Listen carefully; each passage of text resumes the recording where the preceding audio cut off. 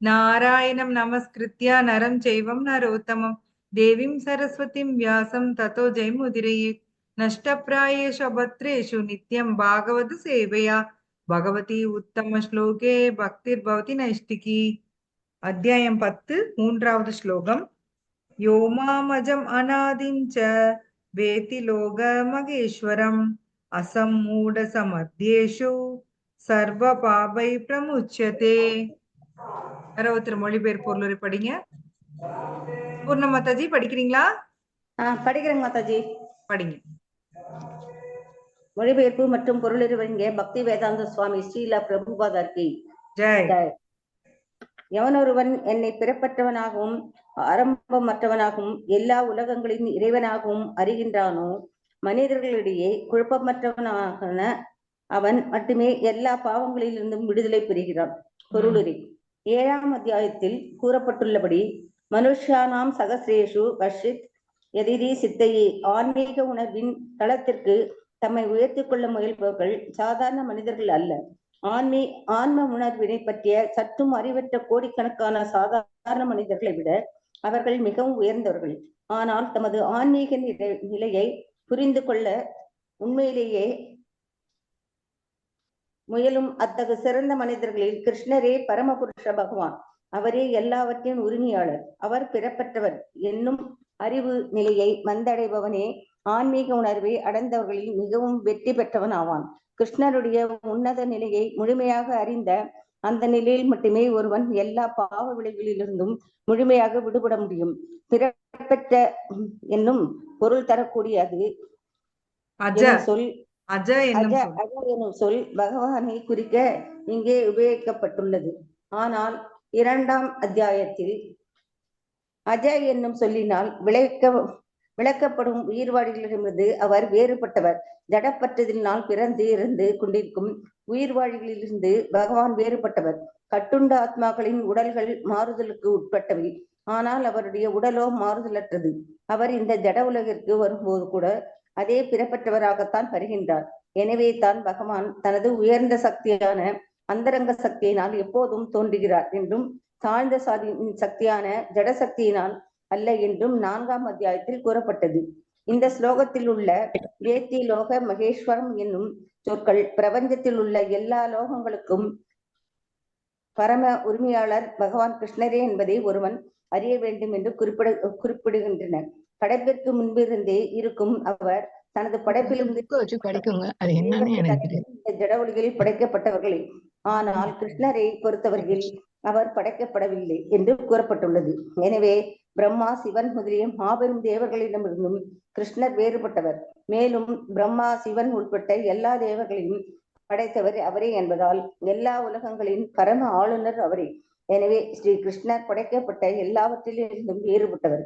அவரே இவ்வாறு உள்ளபடி அறிபவன் எல்லா பாவ விளைவுகளிலிருந்தும் உடனடியாக விடுபடுகிறான்.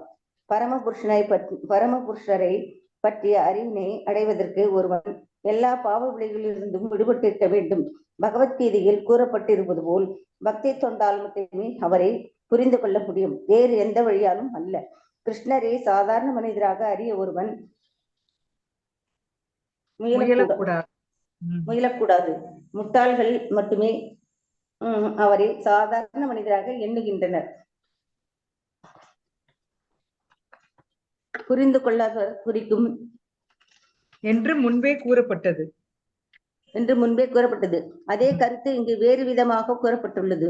முட்டாளாக இல்லாத மனிதன், அதாவது பகவானுடைய உண்மையான நிலைமையை புரிந்து கொள்ளும் அளவிற்கு புத்தியுடவன் எல்லா பாவ விளைவுகளிலிருந்தும் எப்போதும் விடுபடப்பட்டவன் ஆவான். கிருஷ்ணர் தேவகியின் மைந்தனாக அறியப்படும் பட்சத்தில் அவர் பிறப்பற்றவராது எங்கனம் இதுவும் ஸ்ரீமத் பாகவதத்தில் விளக்கப்பட்டுள்ளது. அவர் தேவகி வசுதேவரின் முன்பு தோன்றிய போது சாதாரண குழந்தையைப் போல பிறக்கவில்லை. முதலில் தனது மூல ரூபத்தில் தோன்றி பின்னர் அவர் தன்னை சாதாரண குழந்தையைப் போல் மாற்றிக்கொண்டார். கிருஷ்ணருடைய வழிகாட்டுதலின் கீழ் செய்யப்படும் அனைத்து செயல்களும் தெய்வீகமானவை. அச்செயல்கள் ஜட விளைவுகளால் களங்கம் அடையாது. களங்கமுடையது இல்லை. ஜட செயல்கள் மங்களகரமானவை அமங்கலமானவை என்று பிரிக்கப்படுகின்றன. ஆனால் உலகிலுள்ள அத்தகு கருத்து ஏறக்குறைய மன அனுமானமே. ஏனெனில் இந்த ஜட உலகில் மங்களமான அவை என்று எதுவும் கிடையாது. ஜட இயற்கை முழுதும் அமங்கலமானவை என்பதால் அனைத்துமே அமங்கலமானதுதான். சிலவற்றை மங்களமானதாக கருதுவது நமது கற்பனையே. உண்மையான மங்களம் என்பது பூர்ண பக்தியுடனும் சேவை மனைப்பான்மையுடனும் கிருஷ்ண உணர்வில் செய்யப்படும் செயல்களை பொறுத்ததாகும். எனவே நமது செயல்கள் மங்களகரமானதாக அமைய வேண்டுமென்றால் நாம் பரமபுருஷருடைய வழிகாட்டுதலின் கீழ் செயல்பட வேண்டும். அத்தகு வழிகாட்டுதல்களை ஸ்ரீமத் பாகவதம், பகவத்கீதை முதலில் அங்கீகரிக்கப்பட்ட நூல்களிலிருந்தும் நேர்மையான ஆன்மீக குருவிடமிருந்தும் பெறலாம். பரமபுருஷரின் பிரதிநிதி என்றால் ஆன்மீக குருவின் வழிகாட்டுதல் பகவானின் நேரடி வழிகாட்டுதலாகும். ஆன்மீக குரு, சாதுக்கள், சாஸ்திரங்கள் ஆகிய மூன்றின் வழிகாட்டுதலும் ஒன்றே. இந்த மூன்று மூலங்களிடையே எவ்வித முரண்பாடும் கிடையாது. இத்தகு வழிகாட்டுதலின் கீழ் செய்யப்படும் எல்லா செயல்களும் இந்த ஜட உலகை பாவ புண்ணியங்களிலிருந்து விடுபட்டவையாகும். செயல்களை செய்வதில் பக்தனிடமுள்ள திவ்யமான மனப்பான்மை உண்மையான துருவாகும். இதுவே சந்நியாசம். பகவத்கீதையில் 6ஆம் அத்தியாயத்தில் 1வது ஸ்லோகத்தில் கூறப்பட்டுள்ளது போல் எவனொருவன் பரமபுருஷரால் ஆணையிடப்பட்டதன் காரணத்தால் தனது உடலில் கடமையில் ஈடுபட்டுள்ள எவனொருவன் தனது செயல்களின் பலன்களின் தஞ்சமடைவதில்லையோ அனாஸ்தித கர்ம பலம், அவனே உண்மையான துறவியாமான். பரமபுருஷரின் வழிகாட்டுதலின் கீழ் செயல்படுவனே உண்மையான சன்னியாசியும் யோகியும் ஆவான். வெறுமே சன்னியாச உடையை தாங்கிக் கொண்டு போலி யோகியாக இருப்பவன் அல்ல. ஹரே கிருஷ்ணா. ஹரே கிருஷ்ணா. மாதாஜி, சோ பியூட்டிஃபுல் பர்பட். பிரபுபாதனுடைய அருமையான பொருள் உரை. ஒரே நிமிஷம், இந்த வியூ இங்க மாறிடுச்சு. ஒரே நிமிஷம்.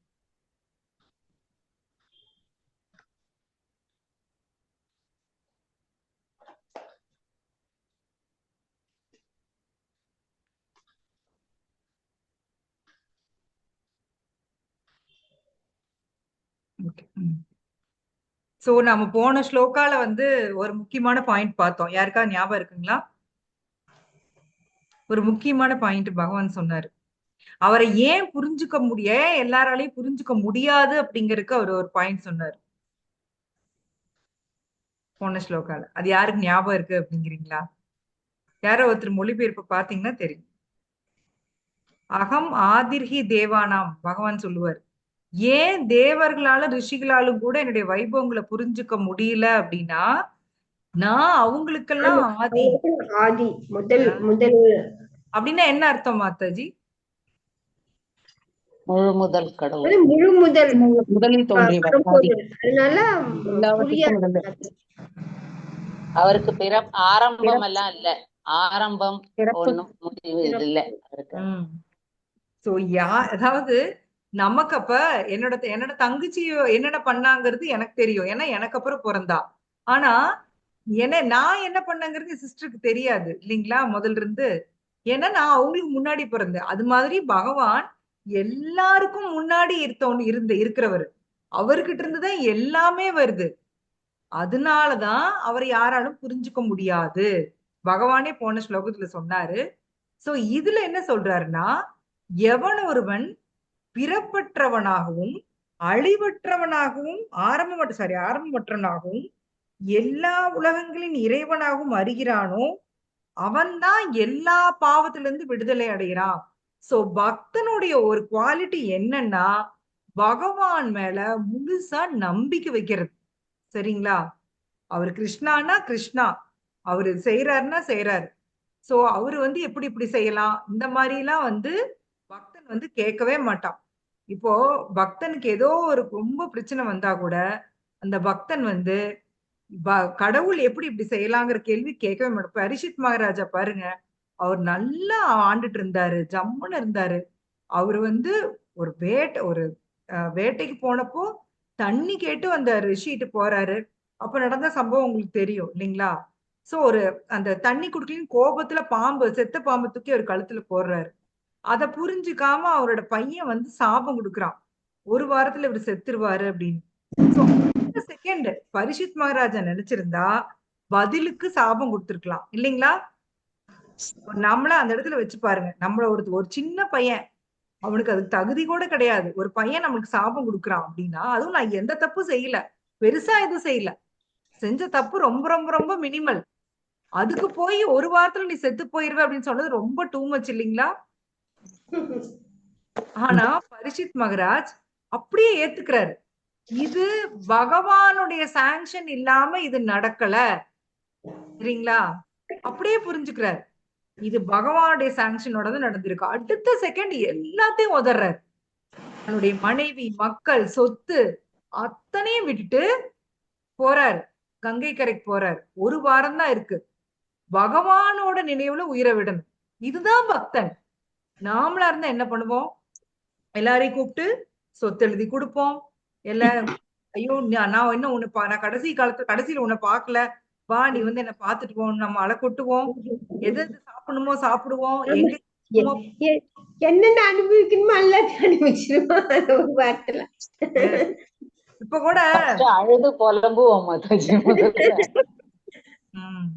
அதுதான் முதல்ல நடக்கும். அழுது புலம்புவோம். இது என்ன இது கடவுள் எனக்கு. அழுது புலம்புவோம். அதுக்கப்புறம்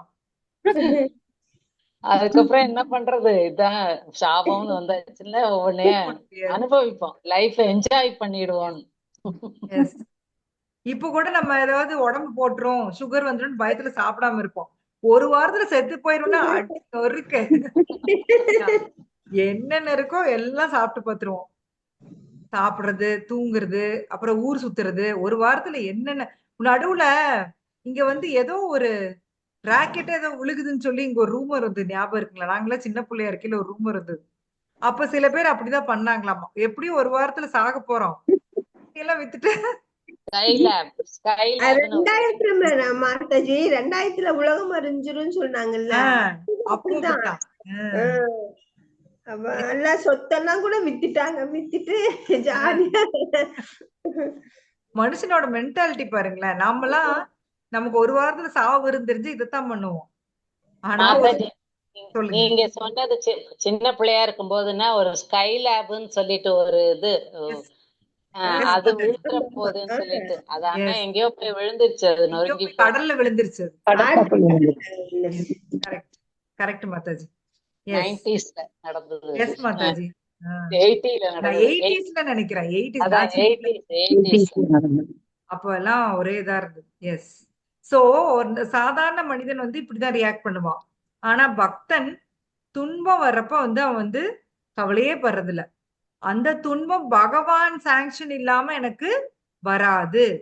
இத புரிஞ்சுக்கிறவன் தான் உண்மையான பக்தன். அதுக்கு என்ன வேணும்னா பேசிக்கா பகவான் மேல நம்பிக்கை வேணும்.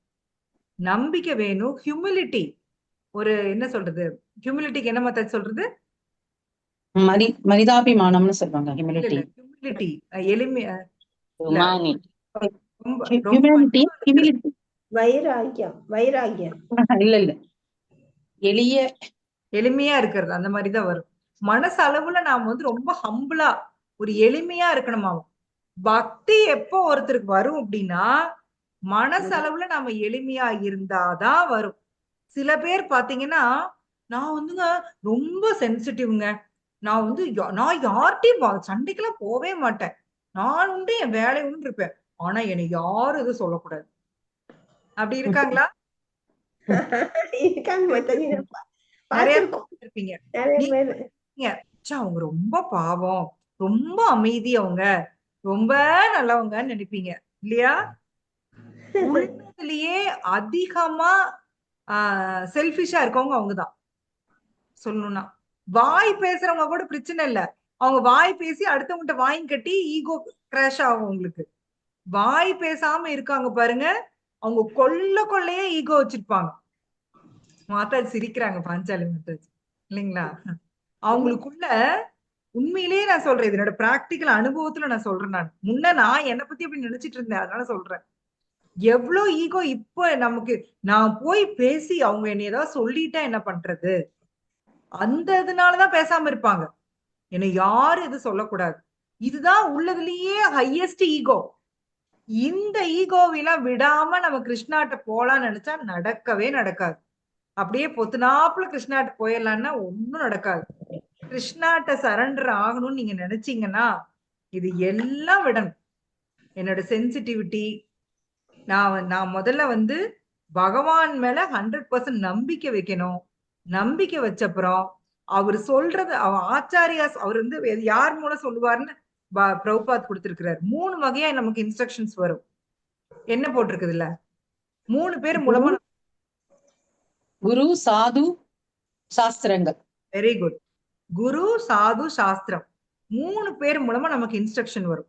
3மே ஒன்ன கண்ட மாதிரிதான் இருக்குமா, ஒரே மாதிரிதான் இருக்கும். சோ பகவான் உள்ள இருந்து நம்மளுக்கு புத்தி கொடுப்பாரு, வெளியில ஆன்மீக குரு புத்தி கொடுப்பாரு. சாஸ்திரம்னா பகவத்கீதை, பாகவதம். சோ இதெல்லாம் வந்து நம்ம படிக்கிறப்ப நமக்கு தெரியும். சாது அப்படின்னா பக்தர்கள். சோ இவங்க மூலமா தான் பகவான் வந்து நம்மளுக்கு இன்ஸ்ட்ரக்ஷன்ஸ் கொடுப்பாரு. அது கொடுக்குற இன்ஸ்ட்ரக்ஷன்ஸ் எல்லாம் நான் வந்து ஹம்பிளா இருந்தாதான் எனக்கு உள்ள போகும். நான் உள்ளுக்குள்ள கொள்ளையா பேக்கேஜ் வச்சுட்டு இருந்தேன் அப்படின்னா எப்படி உள்ள போகும் நினைச்சு பாருங்க. ஏற்கனவே நீங்க பக்கெட் ஃபுல்லா தண்ணி வச்சிருந்தீங்கன்னா அதுக்கு மேல அதுல தண்ணி ஊத்த முடியுமா? அதுக்கு தண்ணி ஊத்தணும்னா என்ன பண்ணணும்? எம்டி பண்ணும் இல்லைங்களா? பக்கெட் இருக்கிற தண்ணி எம்டி பண்ணாதான் புதுசா தண்ணி ஊத்த முடியும். நான் ஏற்கனவே இத்தனை ஜென்மமா நான் நிறைய பேக்கேஜ் சேர்த்தி வச்சுட்டே இருக்கிறேன். சோ கிருஷ்ண பக்திக்கு வந்த அப்புறமும் நான் அந்த பேக்கேஜ் அப்படியே வச்சுக்கிட்டு இருந்தேன் அப்படின்னா என்னால ஒரு ஸ்டெப் கூட ஏற முடியாது. சோ கிருஷ்ண பக்தி நீங்க எடுத்துட்டீங்கன்னா பகவான் உங்களுக்கு அதுக்குண்டான சூழ்நிலை கொடுப்பார். நாங்களாம் நிறைய அண்டர்கோ பண்ணி வந்துட்டோம். ஈகோ எல்லாம் அப்படியே சுக்கு நூறு அளவுக்கு கிருஷ்ணா அப்படியே போட்டு என்ன சொல்றது வடச்சட்டியில போட்டு ஃப்ரை பண்றாரு எங்களை எல்லாம். உண்மையா சொல்லணும்னா நிறைய ஈகோ அடி வாங்கினேன். அதே சமயம் கிருஷ்ணா நிறைய மர்சி கொடுக்குறாரு, அதையும் அனுபவிக்கிறோம். சும்மா சொல்லக்கூடாது. அவரோட ஒண்ணும் இல்ல, நான் போன சாட்டர்டே சண்டே கோயம்புத்தூர் போயிருந்தோம். வீட்டுல இருந்து எப்பவுமே அங்க வீடு ஒண்ணு எங்களுக்கு ஒண்ணு இருக்குங்க. வீட்டுல இருந்து மாவு எடுத்துட்டு போயிருவேன். ஆனா வந்து மறந்துட்டேன். ஆக்சுவலி எனக்கு என்ன பண்றேன்னு தெரியல. ஃபர்ஸ்ட் ஒரு ஈவினிங் மட்டும் மாவு வாங்கிட்டோம். அடுத்த நாள் காலையில வந்து சரி சப்பாத்திக்கு இது போட்டுக்கலாம் இல்லைன்னா அந்த கடையில போய் வாங்கிட்டு வரலாம்னு நினைச்சிட்டு நான் போய் கோயிலுக்கு டெம்பிளுக்கு ஆரத்திக்கு போயிட்டு திரும்பி வரேன். என் பின்னாடியே ஒரு டிவோட்டி வந்தாங்க. அவங்க வந்து நாங்க இருக்கிற பிளாட்ல தான் குடியிருக்கிறேன்னு சொன்னாங்க. நான் அவங்கள்ட்ட பேச்சு கொடுத்தேன். ஓ நீங்க எங்க இருக்கீங்க எல்லாம் கேட்டுட்டு இருந்தேன். அப்புறம் அவங்க வந்து நீங்க எங்க போறீங்க கேட்டாங்க. நான் இந்த மாதிரி கடைக்கு போறேன் மாவு வாங்கணும். ஐயோ மாதாஜி தயவு செய்து போய் வாங்கிடாதீங்க. எங்க வீட்டுல எங்க பையன் யூஎஸ்ல இருந்து வந்திருக்கான். அவனுக்காக வேண்டி மாவாட்டினேன். ஆனா அவன் வந்து சிறுதானிய மாவு தான் வேணும்ட்டான். அதனால இதெல்லாம் அப்படியே எனக்கு ஒரு டப்பா மாவு இருக்கு, தயவு செய்து எடுத்துக்கோங்க அப்படின்னு சொல்லி நீங்க நம்ப மாட்டீங்க கையோட கூட்டிட்டு போய் டீ கொடுத்து விட்டாங்க.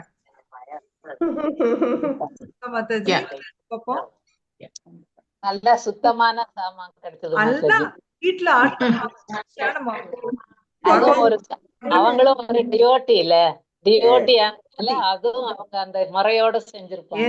அவங்க வந்து புரியவே மாட்டேங்குது, சொன்னா கேட்க மாட்டேங்கிறான். யாருங்க மாதாஜி சொன்னா கேக்கல? நான் கேக்குறேங்க மாதாஜி, யாருங்க மாதாஜி கேக்கல தெரியலையே.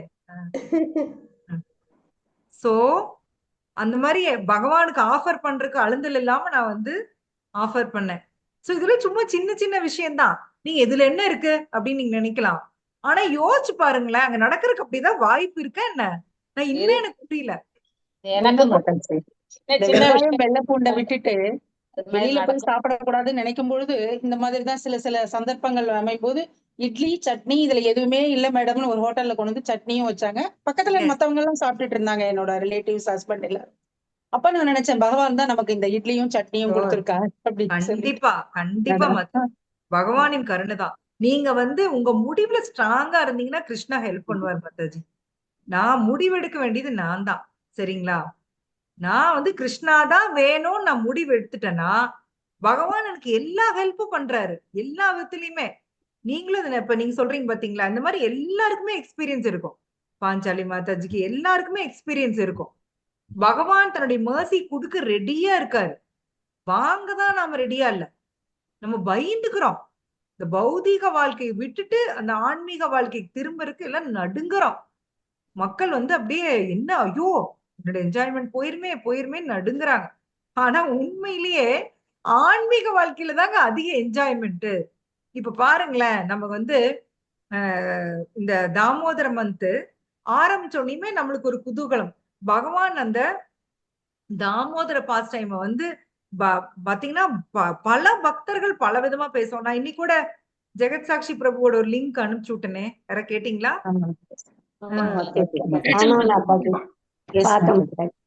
பல பக்தர்கள் பல விதமா பகவானை பத்தி பேசி புகழோன்னு புகழ்ந்து. ஆக்சுவலி என் சிஸ்டர் காலையில மார்னிங் செஷன்ல கூட இப்ப ஆரம்பிச்சிருக்காங்க. அந்த தாமோதர தீபா எடுக்கிறாங்க. இப்போ ரொம்ப நல்லா போயிருக்கு. ரெக்கார்டிங்காவது கேளுங்க எல்லாரும், ரொம்ப நல்லா இருக்கு. ரெக்கார்டிங் கேட்டேன் மாதாஜி. ஓ ரெக்கார்டிங் கேட்டேங்க சிஸ்டரோடது. ஒரு வேர்ட் டீடைலா சொல்லிருந்தேன். சச்சிதானந்த விக்கிரகம் மட்டும்தான் எக்ஸ்பிளைன் பண்ணிருக்காங்க இல்லையா? ஆமா மாதாஜி.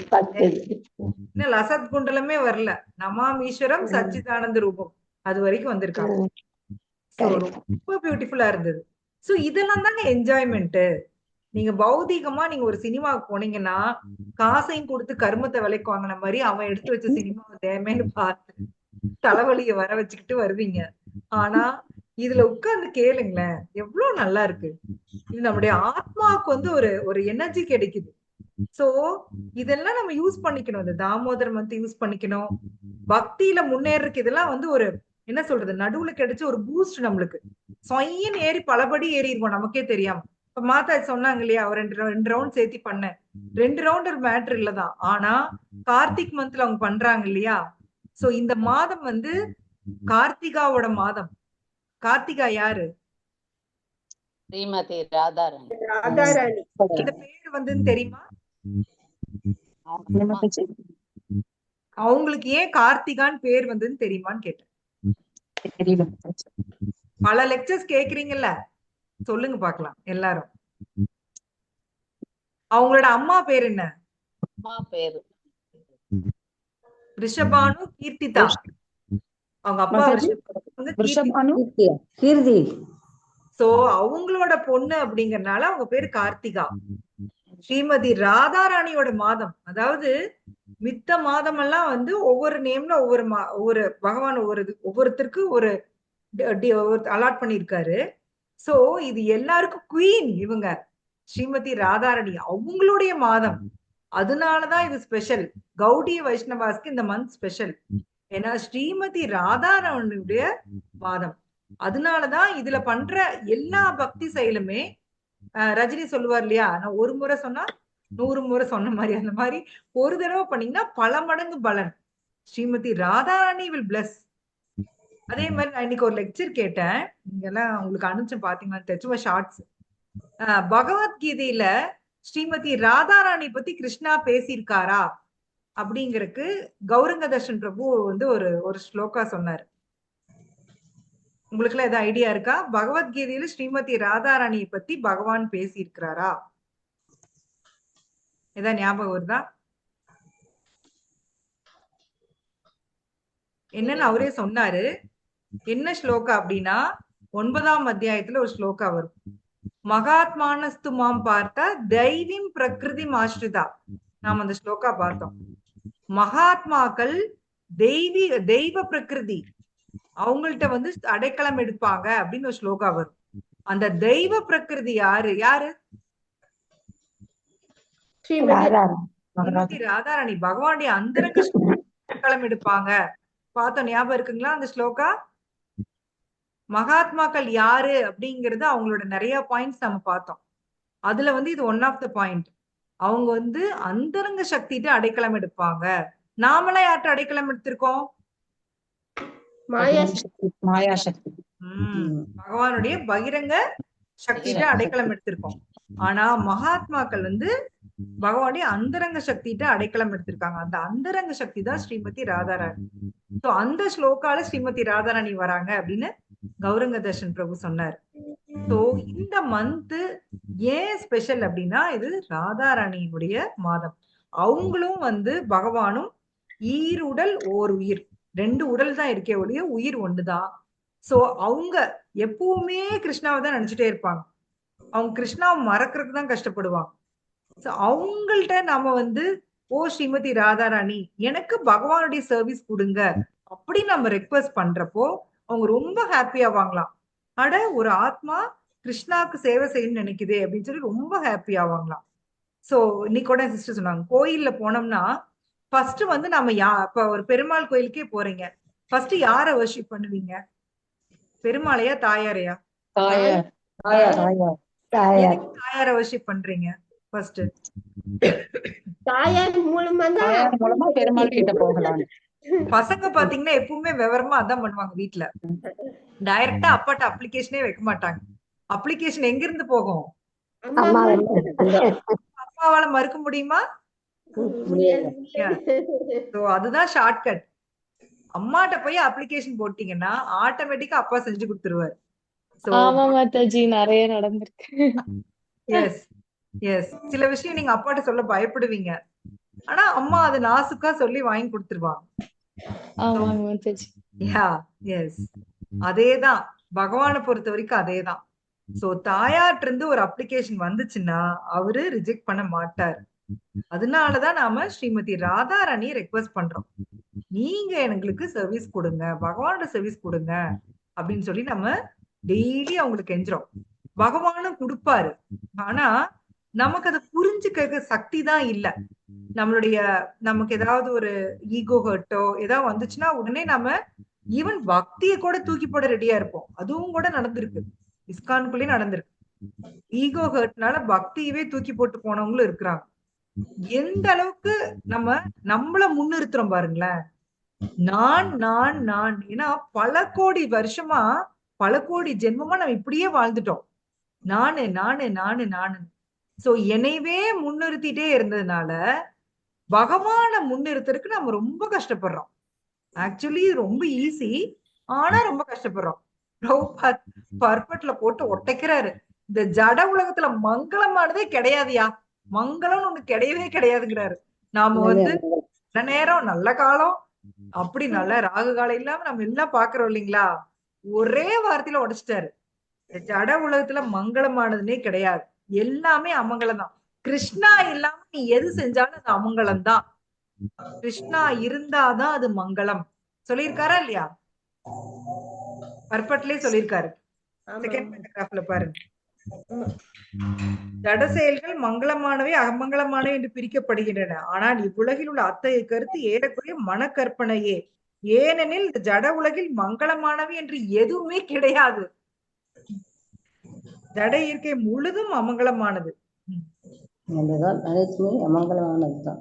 உண்மையான மங்களம் என்பது என்ன? படிங்க. பூரண பக்தியுடனும் சேவை மனப்பான்மையுடனும் கிருஷ்ண உணர்வில் செய்யப்படும் செயல்களே. எஸ், உங்க செயல்கள் மங்களமான செயல் எப்ப அப்படின்னா நீங்க பகவானுக்கு விளக்கு காமிக்கிறீங்க இல்லையா, அதெல்லாம் மங்களமான செயல். அது வந்து கிருஷ்ண உணர்வுல பக்தியோட நீங்க செய்யறீங்க. அட்லீஸ்ட் ஒரு 5 நிமிஷமாச்சு நாம வந்து பகவானோட கனெக்ட் ஆகுறோம் இல்லைங்களா?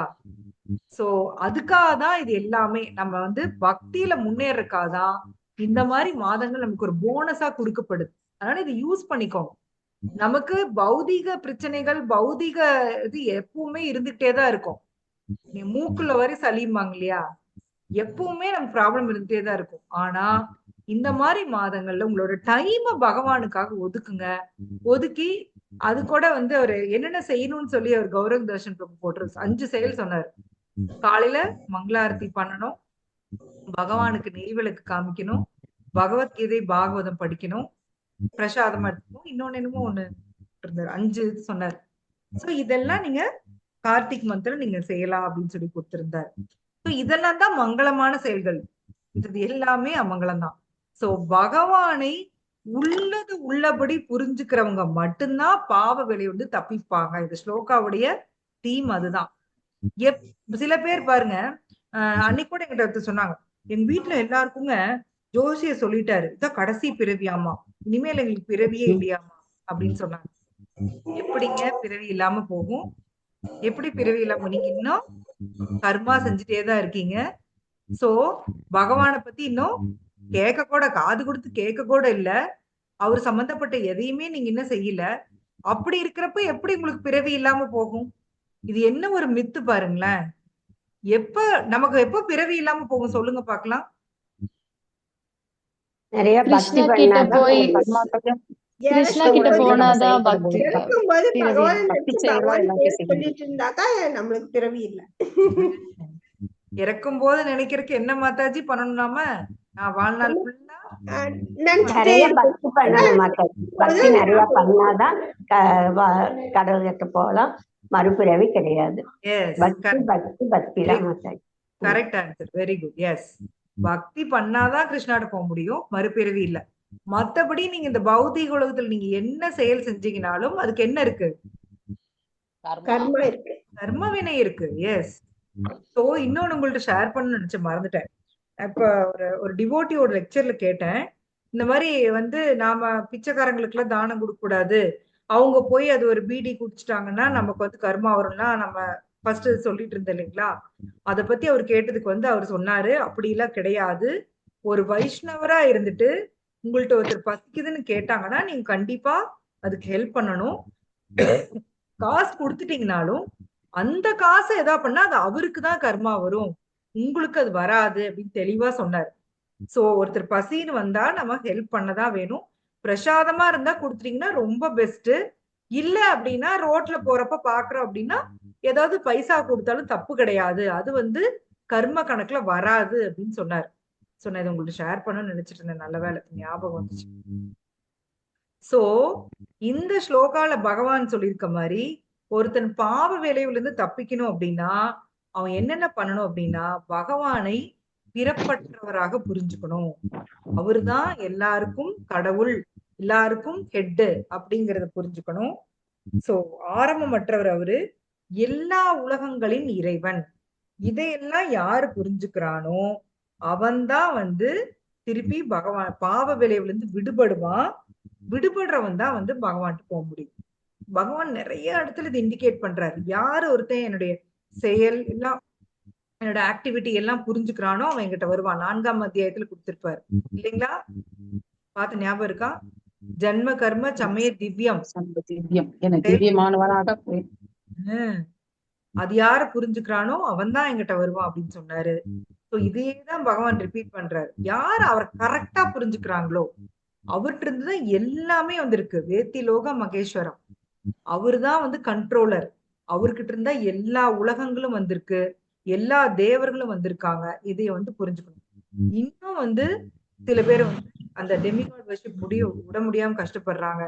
ஆனா இத புரிஞ்சுக்காம நம்மளால கிருஷ்ணாட்ட போகவே முடியாது. அதுதான் இந்த வேத்தி லோக மகேஸ்வரம். சோ கிருஷ்ணாவை சாதாரண மனிதராக ஒருத்தர் கருதக்கூடாது. ஏன் தேவகிக்கு தானே பிறந்தாரு, அப்புறம் ஏன் வந்து அவரை வந்து அவரும் என்ன மாதிரி தானே பிறந்தாரு அப்படின்னு நம்ம கேட்கலாம். ஆனா தேவகியினுடைய கருவுல இருந்து அவர் நம்மள மாதிரி அந்த கருவாயில இருந்து வரல. எப்படி வந்தாரு கிருஷ்ணா? எப்படி பிறந்தாரு? 4 கரங்களோட தோன்றினார். எஸ், அவங்க முன்னாடி 4 கரங்களோட தோன்றி. எதுக்காக அப்படி 4 கரங்களோட வந்தாரு? அவரு பகவான் காமிக்கிறதுக்காக தான் வந்து கடவுள் அப்படி காமிக்கிறதுக்காக அப்படி வர்றாரு. அதுக்கப்புறம் தேவகி ரெக்வெஸ்ட் பண்றாங்க, அதுக்கப்புறம் என்னவா மாறுறாரு? 2 கை உள்ள குழந்தையா மாறிடுவாரு. இன்னும் இதையே ஒத்துக்க முடியாம மக்கள் தவிக்கிறாங்க. எனக்கு ஓகேங்க கிருஷ்ணால ஓகே, நான் அவரு பாட்டுக்கு அவர் ஒரு கடவுளா இருந்துட்டு போட்டும், நான் மத்த கடவுளையும் கும்பிட்டுக்கிறேன் அப்படின்னு நினைக்கிறாங்க. ஆனா நான் தான் கேட்டேன் கிளாஸ்ல போனா அன்னைக்கு வெனஸ்டே வந்து எனக்கு ஒரு சான்ஸ் கொடுத்தாங்க நான் எடுக்கிறதுக்கு சென்டர்ல. கேட்டேன், நீங்க வேற யாரையாவது சிவன் பரமாத்மா, முருகன் பரமாத்மா, விநாயக பரமாத்மான்னு யாரையாவது சொல்லுவீங்களா அப்படின்னு கேட்டேன். அப்படி யாரையாவது சொல்லுவீங்களா?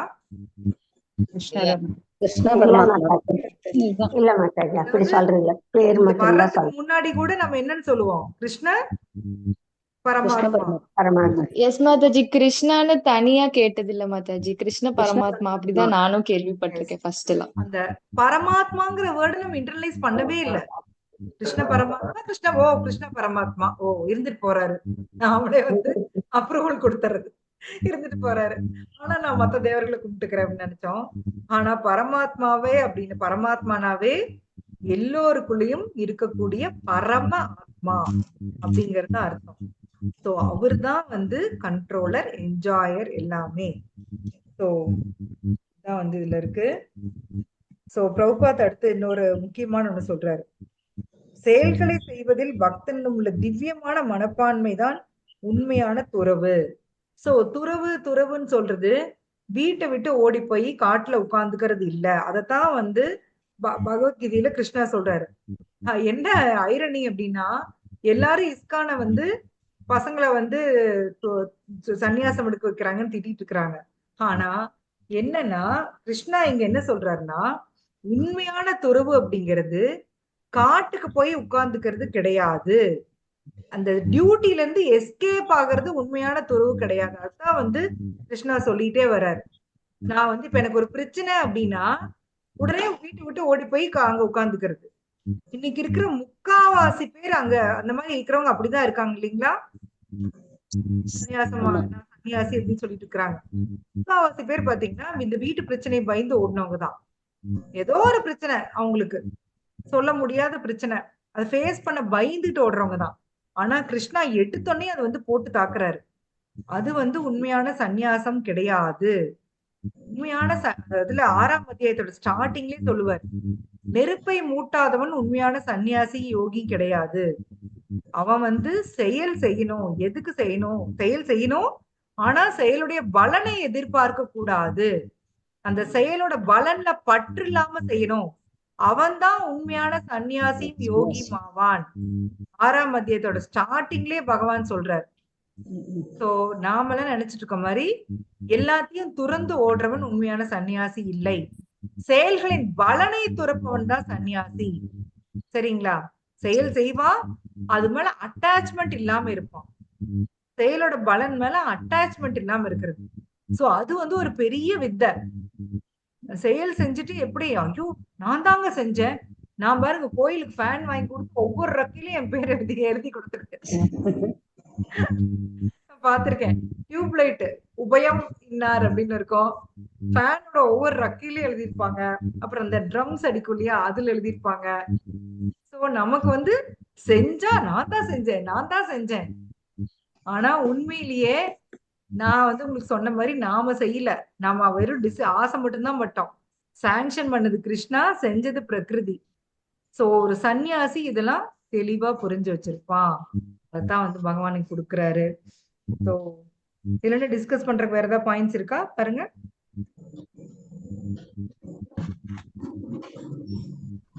பெரிய பர்பட்டு நான் ஓரளவுக்கு கவர் பண்ணிருக்கேன்னு நினைக்கிறேன். இந்த பாயிண்ட்லாம் ஆல்ரெடி நம்ம நிறைய வாட்டி பார்த்துட்டோம். ஓம் தத்சத். இப்போ ஒரு வாட்டி அந்த நமாமீஸ்வரம் பாடிட்டு நம்ம வந்து டிஸ்க்ளோஸ் பண்ணிக்கலாம்.